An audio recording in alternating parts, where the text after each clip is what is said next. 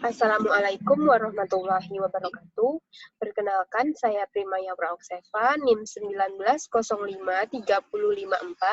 dari jurusan Pendidikan Ekonomi, Konsentrasi Akuntansi, Fakultas Ekonomi, Universitas Negeri Padang. Dalam video kali ini, saya akan menjawab soal-soal dari pertanyaan ujian tengah semester mata kuliah Strategi Pembelajaran Ekonomi, di mana soal yang pertama yaitu jelaskan konsep-konsep di bawah ini dan bagaimana pelaksanaannya dalam proses pembelajaran. Yang pertama yaitu strategi. Langsung saja, strategi adalah ilmu perencanaan dan penentuan arah operasi-operasi bisnis, di mana bisnis tersebut berskala besar dan menggerakkan semua sumber daya perusahaan yang dapat menguntungkan secara aktual di dalam bisnis. Nah, yang kedua yaitu strategi pembelajaran. Strategi pembelajaran adalah cara-cara yang akan dipilih dan digunakan oleh seseorang, yaitu pengajar, untuk menyampaikan materi pembelajaran yang bertujuan untuk memudahkan peserta didik maupun siswa ataupun mahasiswa dalam menerima materi pembelajaran sehingga tujuan pembelajaran dapat dikuasai di akhir kegiatan pembelajaran. Yang ketiga yaitu pendekatan. Pendekatan dapat diartikan sebagai titik tolak atau sudut pandang kita terhadap proses pembelajaran. Nah, yang keempat atau yang D yaitu materi pembelajaran. Metode pembelajaran. Metode pembelajaran adalah cara sistematis dalam bentuk konkret berupa langkah-langkah untuk mengefektifkan pelaksanaan suatu pembelajaran. Yang E yaitu teknik pembelajaran. Teknik pembelajaran merupakan cara pendidik atau guru dalam menyampaikan bahan ajar yang telah disusun dalam metode pembelajaran berdasarkan pendekatan yang dianut. Yang terakhir yaitu model pembelajaran. Model pembelajaran adalah seluruh rangkaian penyajian materi ajar yang meliputi segala aspek pembelajaran. Biasanya model pembelajaran ini disampaikan oleh seorang guru, di mana seorang guru tersebut mempunyai cara-cara berbeda di setiap cara pengajarannya. Nah, sekiranya itulah jawaban untuk penjelasan konsep-konsep soal nomor 1. Kita lanjut. Baiklah, untuk soal keempat, yaitu pada masa pandemik seperti ini, dengan pembelajaran daring, metode seperti apa menurut saudara yang bagus untuk digunakan dalam pembelajaran? Jelaskan alasannya. Baiklah, jawabannya. Menurut saya, metode yang bagus untuk diterapkan dalam pembelajaran di masa pandemi saat ini yaitu dengan menggunakan metode luring atau luring method. Alasannya yaitu sama-sama kita ketahui bahwa metode luring merupakan metode pembelajaran di luar jaringan. Pembelajaran dapat diartikan tetap dilaksanakan namun secara tatap muka. Dan mengingat kondisi kita sekarang ini di masa pandemi, berarti kita harus memperhatikan sistem zonasi dan tetap memberlakukan protokol kesehatan yang berlaku. Nah, dalam metode ini dapat disesuaikan dengan shift model agar tidak terlalu menimbulkan kerumunan dalam waktu yang bersamaan. Menurut saya, metode ini dirancang untuk mensiasati penyampaian kurikulum agar tidak berbelit-belit saat disampaikan kepada siswa maupun mahasiswa. Selain itu, metode pembelajaran luring ini juga dinilai cukup baik karena bagi mereka dalam artian mahasiswa ataupun siswa yang kurang memiliki sarana dan prasarana seperti telepon pintar, laptop, dan sarana prasarana lainnya untuk mendukung sistem pembelajaran daring. Jadi menurut saya metode yang bagus untuk digunakan dalam pembelajaran daring yaitu metode luring.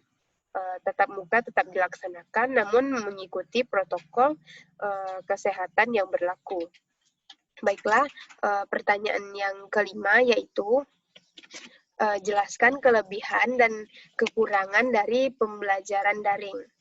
Baiklah, jawaban yang pertama yaitu kita mulai dari kelebihan pembelajaran daring.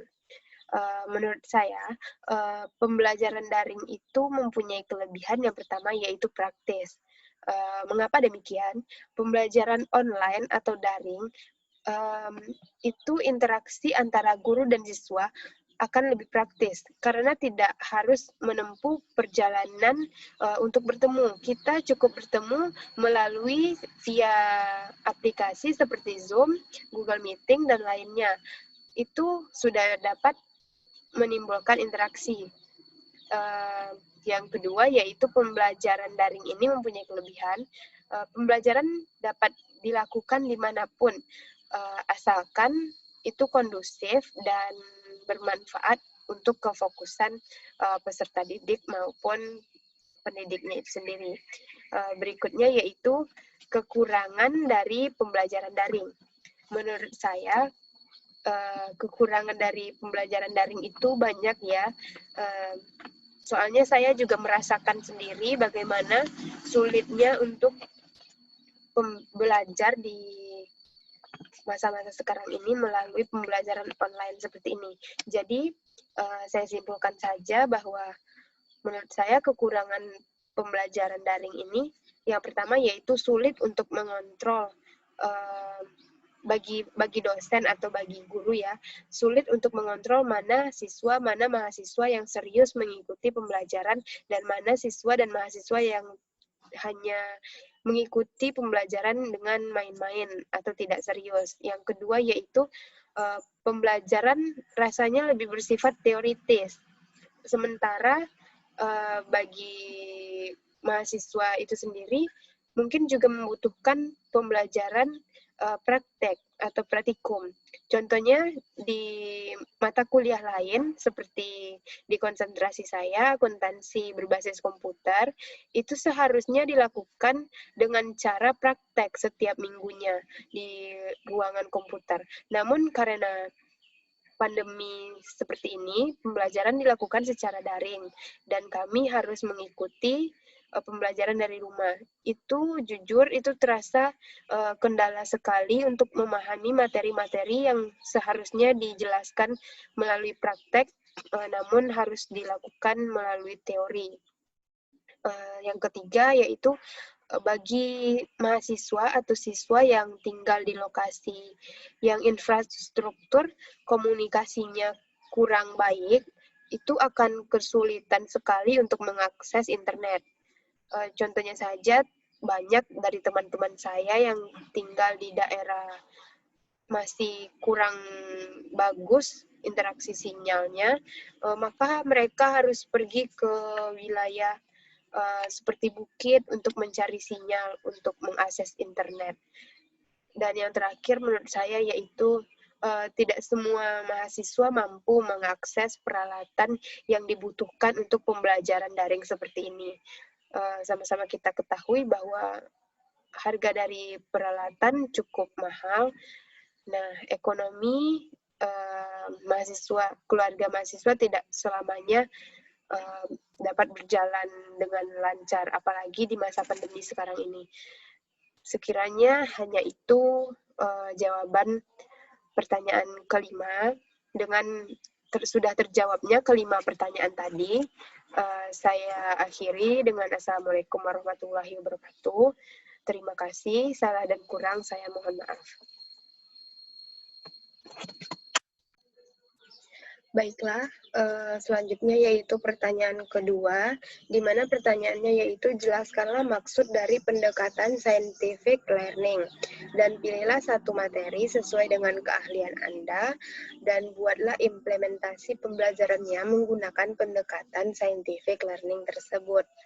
Nah, sebelumnya, pendekatan scientific learning tersebut adalah proses pembelajaran yang dirancang agar peserta didik tersebut dapat secara aktif mengkonstruksikan konsep melalui pengamatan, perumusan masalah, mengajukan hipotesis, menyimpulkan data, menganalisis, menyimpulkan, dan mengkomunikasikan kesimpulannya tersebut. Nah, contoh implementasi saya sebagai dengan keahlian akuntansi, saya contohkan bahwa saya sebagai pendidik sedang mengajarkan kepada peserta didik mengenai materi jurnal umum. Sebelum itu, saya pasti akan mengajarkan bagaimana konsep-konsep dari jurnal umum, bagaimana cara untuk membuat jurnal umum, apa saja komponen yang diperlukan, transaksi-transaksi berkaitan dengan jurnal umum. Setelah itu, setelah saya menjelaskan materi ke peserta didik, selanjutnya saya akan melakukan tanya jawab ke peserta didik. Nah, tanya jawab tersebut bertujuan untuk proses observasi atau pengamatan. Setelah pengamatan tersebut dapat saya ambil kesimpulannya, lalu pasti saya akan merumuskan masalah. Kira-kira peserta didik yang A ini apa yang terjadi, apa kendala dalam pembuatan jurnal umum. Nah, jika peserta didik A tersebut sudah dapat memahami, lalu bagaimana dengan peserta didik lainnya? Sehingga saya menganalisis satu persatu peserta didik, lalu menyimpulkan bagaimana dari hasil observasi tersebut. Nah, untuk mengkomunikasikannya, mungkin dapat dengan cara peserta didik itu bertanya, dengan saya memberikan kuis-kuis atau pertanyaan ulang kepada peserta didik tersebut. Sekiranya itulah contoh implementasi singkat saya mengenai soal nomor 2. Saya lanjutkan ke soal nomor 3, yaitu seorang guru dalam pembelajaran harus menentukan pendekatan pembelajaran yang digunakan. Jelaskanlah pendekatan yang ada dalam pembelajaran dan berikan contoh implementasi pendekatan pembelajaran tersebut dalam pembelajaran ekonomi. Pilih satu materi sesuai dengan keahlian Anda. Nah, sebelumnya kita ketahui bahwa pendekatan pembelajaran itu lebih kurang ada 8. Nah, karena soalnya di sini jika saya seorang guru, saya harus menentukan pendekatan pembelajaran yang akan saya gunakan. Jadi, saya tertarik dengan pendekatan konstektual atau CTL, di mana pendekatan pembelajaran konstektual ini merupakan pendekatan pembelajaran yang dikenal dengan contextual teaching learning. Adalah pembelajaran yang mengkaitkan materi pembelajaran dengan situasi di dunia nyata. Nah, jika saya implementasikan, saya akan mengajarkan ini kepada peserta didik saya dengan keahlian saya akuntansi di pembelajaran ekonomi.